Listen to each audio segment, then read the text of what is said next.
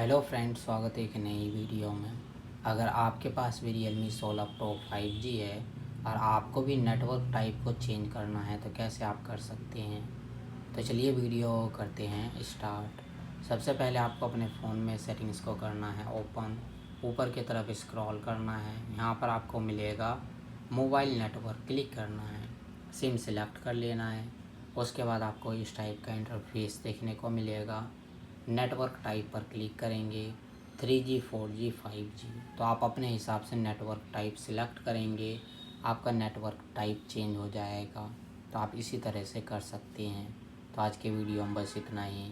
और आपको फ़ोन से रिलेटेड, ऐप से रिलेटेड, गेम से रिलेटेड कोई भी जानकारी चाहिए तो आप हमें कमेंट्स करके बता सकते हैं।